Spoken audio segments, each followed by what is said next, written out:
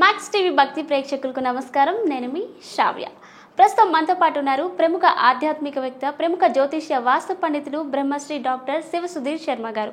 మరి గురుగారితో మాట్లాడి అనేక సందేహాలు ఈ రోజు వీడియోలో తెలుసుకుందాం. నమస్కారం గురుగారు. శ్రీమాత్రే నమః. శ్రీ గురుభ్యో నమః. ఎలా ఉన్నారు గురుగారు? బాగున్నానన్నా, మీరు ఎలా ఉన్నారు? నేను కూడా చాలా బాగున్నాను గురుగారు. గురుగారు, ఈ మాఘ మాసంలో వసంతి పంచమి చాలా విశిష్టమైనది. ముఖ్యంగా ఆ రోజు సరస్వతి దేవిని ఎక్కువగా ఆరాధిస్తారు. అక్షరాభ్యాసాలు కూడా ఎక్కువగా చేస్తుంటారు కదా గురుగారు. ఆ రోజు అక్షరాభ్యాసం చేస్తే పిల్లలు బాగా చదువుకుంటారు అని అంటారు. అంటే పిల్లలతో అక్షరాభ్యాసమే కాకుండా ఇంకా ముఖ్యమైన పూజలు ఏమైనా చేయించవచ్చా గురుగారు? తప్పనిసరిగా అమ్మ. మన దేశం పేరేంటి? భారతదేశం కదా. భారతి అంటేనే సరస్వతి అమ్మ. అవును. మన దేశానికి చాలామంది కూడాను భరతుడు పరిపాలించాడు కాబట్టి భారతదేశం అని చెప్పి పిలుస్తూ ఉంటారు. భారతి అంటే భా అంటే జ్ఞానము అని అర్థం, రతి అంటే వెలుగుతున్న అని అర్థం. అంటే ఒక దివ్య జ్యోతి స్వరూపమైనటువంటి జ్ఞానం కలిగినటువంటి సంపద కలిగినటువంటి దేశం కాబట్టి మన దేశానికి భారతదేశం అనేటువంటి పేరు వచ్చింది. అంటే మన భారతదేశం మొత్తం కూడాను అనేక రకాలైనటువంటి విద్యా సంపదల్ని కలిగి జ్ఞాన సంపదని కలిగినటువంటి దేశం. ప్రపంచంలో ఏ దేశం కూడా మన అంత ఆధునికత లేని రోజుల్లో మన దేశం మాత్రం ముందుండేది. భారతదేశంలో మొట్టమొదటి అంటే ప్రపంచంలో మొట్టమొదటిగా చీర కట్టిందే భారతదేశం. చీరను ఎలా తయారు చేయాలి, ఎలా ఉండాలి అంటే ఒక సంప్రదాయం, సంస్కారం, కట్టు బొట్టు విధానం, జీవన విధానం, వేదం, ఆయుర్వేదం అంటే ఆరోగ్యం, ఇవన్నిటికీ కూడాను మూల సంపద కలిగినటువంటి జ్ఞాన సంపద కలిగినటువంటి దేశమే మన భారతదేశం. ఈ దేశంలో పుట్టడమే మన పూర్వజన్మ సుకృతం అని చెప్తాం.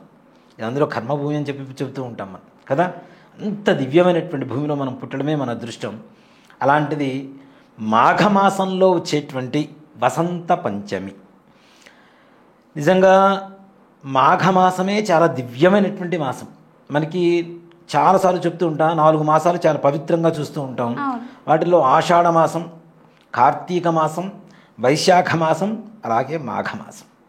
మాఘమాసంలో సముద్ర స్నానాలు, అలాగే ప్రతి నిత్యం కూడాను దీపారాధన, పూజలు, ఇవన్నీ కూడాను మన కార్తీక మాసం ఎంత పవిత్రంగా చేస్తాం అంత పవిత్రమైనటువంటి మాసమే మాఘమాసం. ఈ మాఘమాసంలో మనకి ఈ వసంత పంచమి గురించి చెప్పుకోవాలంటే ముందుగా రాజశ్యామల నవరాత్రులు అని చెప్పి మాఘశుద్ధ పాడ్యం నుంచి ప్రారంభమయ్యి మాఘశుద్ధ నవమి వరకు 9 రోజులు ఉంటాయి. వాటిల్లో 5వ రోజే వసంత పంచమి.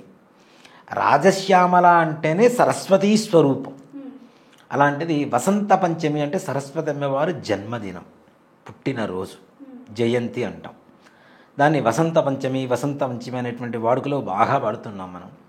ముఖ్యంగా అక్షరాభ్యాసాలు చేయించడం కానివ్వండి, ఎంత చదువుకున్నా ఇంకా చదువుకునేంత గొప్ప విద్య కలిగినటువంటి స్థితి ఉంది మనకి కదా. ప్రతి వ్యక్తి కూడాను నిత్య విద్యార్థిగా ఉండాలి. ఎప్పుడూ ఏదో ఒకటి నేర్చుకుంటూనే ఉండేటువంటి స్థాయిలో ఉంటే వాళ్ళు గురుస్థానంలో ఉంటారు. నేనే అన్నీ నేర్చుకున్నాను, నాకు అన్నీ చదువుకునేటువంటి వాడు ఎప్పుడు విద్యార్థి కంటే హీనంగా ఉంటాడు. కాబట్టి ఎప్పుడు ఎన్ని నేర్చుకున్నా మనం నేర్చుకుంటూనే ఉండొచ్చు, చదువుకుంటూనే ఉండొచ్చు. వీళ్ళందరికీ అంటే వయసుతో నిమిత్తం లేకుండా సరస్వతి అమ్మవారి అనుగ్రహం ప్రతి ఒక్కరికి అవసరమే. కొత్తగా ఇప్పుడు చదువు మొదలుపెట్టిన వాళ్ళకే కావచ్చు, ఇంకా పీజీలు చేస్తూనే ఉంటారు. వాళ్ళందరూ కూడా సరస్వతి అమ్మవారి అనుగ్రహం ఉంటేనే ముందుకు వెళ్తూ ఉంటారు కదా. అలాంటి వారికి కూడా ఇంకా మంచి భవిష్యత్తు కావాలి అనుకునేటువంటి వారికి కూడా సరస్వతి అమ్మవారి అనుగ్రహం పరిపూర్ణంగా కలగాలి తప్పనిసరిగా. అలాగే కొంతమంది ఏకసంతాగ్రాహులు ఉంటారు, ఒక్కసారి చెప్తే చాలు వచ్చేస్తుంది. అలాంటి జ్ఞాపక శక్తి కూడాను సరస్వతి అమ్మవారి అనుగ్రహమే. ఇప్పుడు మనకి గరిగిపాటి నరసింహారావు గారు కావచ్చు, లేదంటే చాగంటి కోటేశ్వరరావు గారు కావచ్చు, పద్మాకర్ రావు గారు కావచ్చు, ఇలానే మనకి అనేక రకాలైనటువంటి విద్యావేత్తలు ఉన్నారు చాలామంది కూడా. వీళ్ళందరూ కూడా పరిపూర్ణంగా సరస్వతి అమ్మవారి అనుగ్రహమే ఇదంతా కూడా. లేకపోతే ఇప్పుడు 1000 మంది కూర్చొని ఒక సభలో 1000 మంది 1000 రకాల ప్రశ్నలు వేస్తారు సహస్రావధానంలో. ఎవరు ఏ ప్రశ్న వేశారో అది గుర్తుపెట్టుకొని వారికి సమాధానం చెప్పాలి సభ మొత్తం పూర్తయిపోయే లోపల. అది ఎంత జ్ఞాపక శక్తి ఉండాలి 1000 మందిలో. మనం గట్టిగా సంవత్సరం మొత్తం చదివి ఎగ్జామ్ పేపర్ మీద వచ్చేటువంటి ఒక 10-15 క్వశ్చన్స్కి రాయడానికే తటపడాయిస్తూ ఉంటాం మనం. అవును. అలాంటిది కొన్ని వేల మందికి సంవత్సరం చదువుకున్న తర్వాత రాసేదానికి వేల మందికి స్పాట్లో అప్పటికప్పుడు సమాధానం చెప్పాలి, ఆ సమస్య పూరించాలి అంటే ఎంత జ్ఞాపశక్తి ఉండాలి, ఎంత అమ్మవారి అనుగ్రహం ఉండాలి అవును. కదా. అలాగే అక్షరాభ్యాసం చేస్తుంటారు.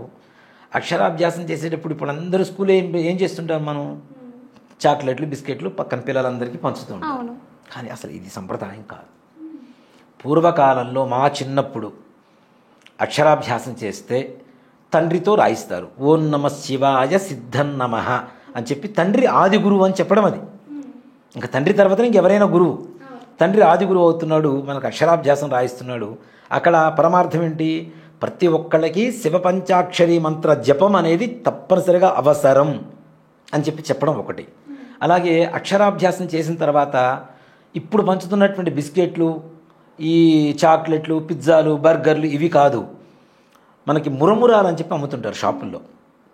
కొన్ని చోట్ల బొంగు పేలాలు అంటారు, కొన్ని చోట్ల మరమరాలు అంటారు, కొన్ని చోట్ల మురుమురాలు అంటారు. వాటి ఈ మురుమురాలు పుట్నాలు ఉంటాయి కదా మనకి, పుట్నాలు బెల్లం చక్కగా కత్తిపెడుతో లేదా చాకుతో తరిగి దాన్ని మొత్తం కలిపి అది పంచాలి. ఎందుకు? ఏదైనా సరే మనం ఒక పూజ కానివ్వండి, ఒక మంచి పని చేసేటప్పుడు అవాంతరాలు ఎక్కువగా వస్తుంటాయి, అడ్డంకులు వస్తుంటాయి కదా. ఇప్పుడు మనం పూజ చేసేటప్పుడు కూడా ఏం చేస్తాం, మనం ఆచమనం చేస్తాం, 3 సార్లు నీళ్లు తీసుకొని కేశవనామాలు చెప్పుకున్న తర్వాత అక్షతలు తీసుకొని వెనక్కి వేసేస్తాం వాసన చూసి. అవునా? ఎందుకు వేస్తామనేది కూడా చాలామందికి తెలియదు. అక్షతలు వేసుకోమన్నారంటే కొంతమంది నెత్తి వేసుకునే వాళ్ళు ఉంటారు, కొంతమంది ఇటు వేసుకుంటారు, కొంతమంది వీపు మీద వేసుకుంటారు. ముఖ్యంగా దాంట్లో కూడా ఒక పరమార్థం ఉంటుంది.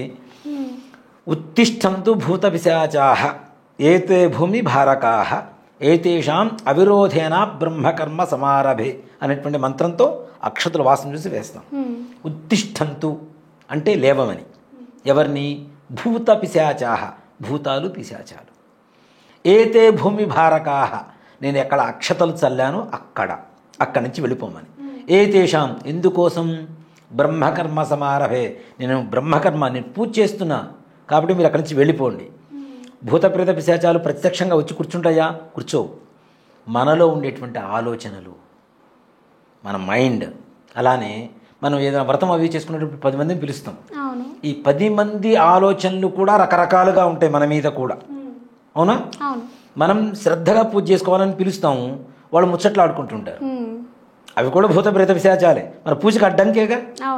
మా చదువుతున్న మంత్రం కానీ దేవుడి మీద ధ్యాస కానీ ఉండదు కదా, ఆ ముచ్చట్ల మీదకి వెళ్ళిపోతుంటుంది. ఇలాంటివన్నీ ఉండకూడదు అని చెప్పి మనం పూజ చేసుకునే ముందు అక్షతల వాసన చూసి వేస్తాం. మనం ఎందుకు వాసన చూసి వేయాలి? ఇప్పుడు మనం ఈ వస్త్రం కట్టుకున్నానన్న, నా చెమట అంటింది అంటే ఇది నా వస్త్రమే, నా ఒంటి మీదకి వచ్చిందంటే. అవునా? అలాగే ముఖ్యంగా మనిషి బ్రతకడానికి కావాల్సిందండి శ్వాస కదా. ఈ అక్షతలకి శ్వాస మనం చూపిస్తున్నప్పుడు ఇవి మన ఓన్ అయిపోతున్నాయి.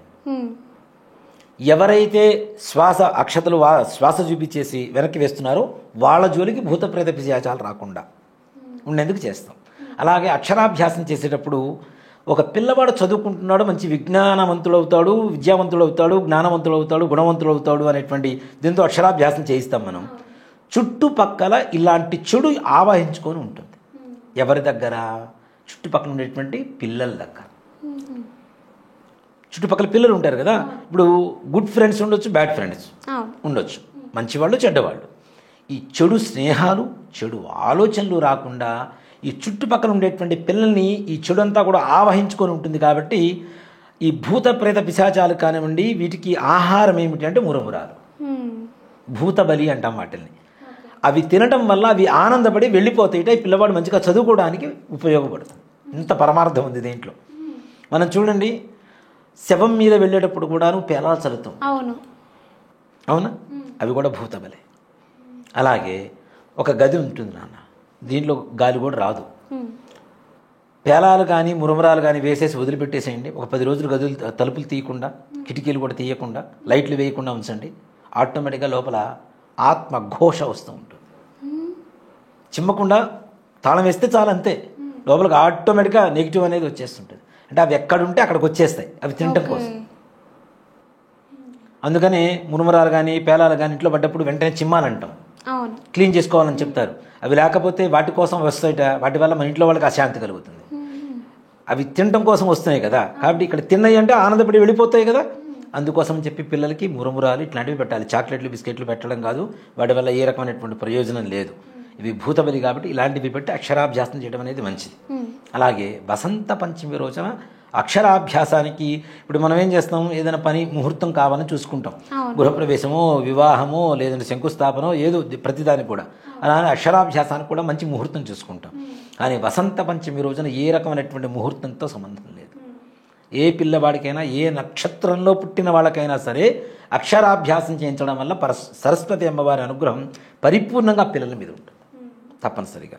అలాగే దాంతోపాటు పిల్లలు చదువు రావాలంటే ఏం చేయాలి? ముఖ్యంగా ఎవరైతే బీద పిల్లలు చదువుకునేటువంటి జ్ఞానం కలిగినటువంటి పిల్లలకి పుస్తకాలు పెన్నులు ఇట్లాంటివి అవసరమైనటువంటి వాళ్ళకి అవి కూడా కొనుక్కోలేకుండా ఉంటారు కొంతమంది.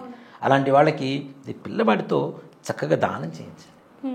మీ పిల్లవాడు ఇంకా మంచి విద్యావంతుడు అవుతాడు, గుణవంతుడు అవుతాడు, చదువుకున్నది వంట పడుతూ ఉంటుంది, చెడు ఆలోచనలు రాకుండా ఉంటాయి, దుర్వ్యసనాలు దుస్నేహాలు లేకుండా ఉంటాయి. అలా చదువుకునేటువంటి పిల్లలకి బీద పిల్లలకి ఎవరికైతే అవసరం అవుతుందో అనాథాశ్రమంలో కావచ్చు, మనకు తెలిసిన వాళ్ళు కావచ్చు, ఎవరికైనా సరే తప్పనిసరిగా అలా దానం చేయడం అనేది చాలా మంచిది నాన్న. ఇలానే ఒక ఇంట్లో బాగా రిచ్ ఫ్యామిలీ, భార్యాభర్త ఉద్యోగం చేస్తున్నారు, పిల్లలు, ఇంట్లో పని మనిషి రోజు వస్తుంటుంది, పని చేసుకొని వెళ్ళిపోతూ ఉంటుంది, వస్తూ ఉంటుంది, పని చేసుకొని వెళ్ళిపోతూ ఉంటుంది. ఈ పిల్లవాడి సరిగా చదవట్లేదు, ట్యూషన్ పెట్టించాలి. ఏం చేయాలి ఎవరు మంచి టీచర్లు ఎవరున్నారు వెతుకుతూ ఉన్నారు వీళ్ళు. ఈ పని మనిషి ఉంది, అయ్యా మీరేమనుకోకపోతే మా అమ్మాయి మీ అబ్బాయికి ట్యూషన్ చెప్తుంది. అందుకని మీ అమ్మాయి మా అబ్బాయికి ట్యూషన్ చెప్పడం ఏంటి, నువ్వు మా ఇంట్లో పని మనిషివి అంటే, లేదయ్యా మా అమ్మాయి బీటెక్ వరకు పూర్తి చేసుకుంది, మా అమ్మాయికి ఉద్యోగం రాలేదు, ఇట్లా ట్యూషన్స్ చెప్దాం అనుకుంటుంది, మీ బాబు చెబుతానండి. అతను ఆ అమ్మాయి బీటెక్ కంప్లీట్ అయిపోయిన తర్వాత కూడా ఆ అమ్మాయి చెప్పేటువంటి విధానానికి ఈ అబ్బాయి తండ్రి మెచ్చుకొని ఆ అమ్మాయిని ఇంకా పై చదువులు చదివించాడు, ఇద్దరు ఆడపిల్లలు కూడా. అంటే ఇక్కడ సరస్వతి అమ్మవారు ఎవరిని కోరుకుంటుందో, ఎవరి జ్ఞానాన్ని ప్రసాదిస్తుందో అనేది మనం ఆలోచించుకోవచ్చు. డబ్బులు ఉన్నవాళ్ళని కాదు, డబ్బు ఒక్కటే ప్రధానం కాదు, జ్ఞానం అనేటువంటిది అవసరం. అందులో ఇంకో చాలామంది లక్ష్మి సరస్వతి ఒక చోట ఉండవు, అత్తాకోడలు అని చెప్పి మాట్లాడుతుంటారు. అది పిచ్చి మాట. ఎక్కడ సరస్వతి ఉంటుందో అక్కడ లక్ష్మీదేవి ఉండాల్సిందే. విద్య ఉన్న చోటేగా ఉండేది లక్ష్మి ఉండేది, అవునా? కాబట్టి దాంట్లో అనుమానమే. లక్ష్మి ఉన్న చోట సరస్వతి ఉంటుందో లేదో తెలియదు, కానీ సరస్వతి ఉన్న ప్రతి చోట, జ్ఞానం ఉన్న ప్రతి చోట లక్ష్మి ఉండి తీరాల్సిందే. దాన్ని కీర్తి లక్ష్మి అంటారు. చదువుకున్న వాడు మంచి కీర్తి సంపాదిస్తాడా లేదా? అబ్దుల్ కలాం గారు ఎంత కష్టపడి చదువుకున్నారు ఆయన, అవునా? అలాంటి ఆయన్ని మరి ఇప్పటికీ పిల్లల్లో ఆయన ఒక ఇన్స్పిరేషన్గా చెప్తూ ఉంటాం మనం. ఎంత నిజాయితీగా ఉండాలి, ఎలా చదువుకోవాలి, చదువుకున్న తర్వాత ఎంత నిరాడంబరంగా ఉండాలి అనేటువంటిది ఆయన ఇది. ఆయన మన ఇప్పటికీ ఆయన మతం ఏంటి కులం ఏంటి అనేది తీసి పక్కన పెడితే ఆయన లక్షణాలు మొత్తం మంచి లక్షణాలు. అలాంటి వాళ్ళని ఇన్స్పిరేషన్గా చెప్తూ ఉంటాం మన పిల్లలకి. కాబట్టి అలా చదువుకోవాలి అంటే పిల్లలకి తప్పనిసరిగా బీద పిల్లలకి సరస్వతి దానం అంటే పుస్తక దానము, వాళ్ళకి అవసరమైనటువంటి ఫీజులు ఏదో ఒకటి కట్టండి. తప్పనిసరిగా మీ పిల్లలకి అది మంచిగా తిరిగి వస్తుంది, మంచి విద్యావంతులు అవుతారు. అలాగే చదువుకునేటువంటి పిల్లలు డిగ్రీలు కావచ్చు, బీటెక్లు కావచ్చు, పీజీలు కావచ్చు, ఏదైనా సరే వాళ్ళకు కూడా సరస్వతి అమ్మవారి అనుగ్రహం అవసరం. కాబట్టి వసంత పంచమి రోజున ఓం ఐం శ్రీం హ్రీం, ఓం ఐం శ్రీం హ్రీం సరస్వత్యై నమో నమః అనేటువంటి మంత్రాన్ని ఆ రోజు నుంచి జపం ప్రారంభించుకొని ప్రతి నిత్యం కూడా ఒక్క 5 నిమిషాలు దేవుడి ముందు కూర్చొని చక్క సరస్వతి అమ్మవారి గురించి మనం ధ్యానం చేస్తే తప్పనిసరిగా సరస్వతి అమ్మవారి అనుగ్రహం కలుగుతుంది. అవకాశం ఉంటే సరస్వతి అమ్మవారి దేవాలయాలకు దర్శనానికి వెళ్ళండి. ఇంకా అవకాశం ఉంటే అర్చనలు చేయించండి. అమ్మవారి అనుగ్రహాన్ని పొందడానికి మంచి సానుకూలమైనటువంటి పరిస్థితి కనపడుతుంటుంది. గురుగారు, కొంతమంది పేరెంట్స్ చెప్తూ ఉంటారు, నా కొడుకు ఎంత చదివినా సరే అసలు గుర్తే ఉండదు, మర్చిపోతూనే ఉంటాడు, ఎగ్జామ్ హాల్లో 0 అంటారు. అంటే అలాంటి వాళ్ళకి కూడా ఈ వసంతి పంచమి రోజు పనికొస్తుందా గురువు? ఈ మంత్రం ఇప్పుడు మనం చెప్పిన మంత్రం ఏదైతే ఉందో ఈ మంత్రం ద్వారా జ్ఞాపక శక్తి విపరీతంగా పెరుగుతుంది, సరస్వతి అనుగ్రహం కూడా కలుగుతుంది. తప్పనిసరిగా చాలా మంచిగా జరుగుతుంది. ఓకే.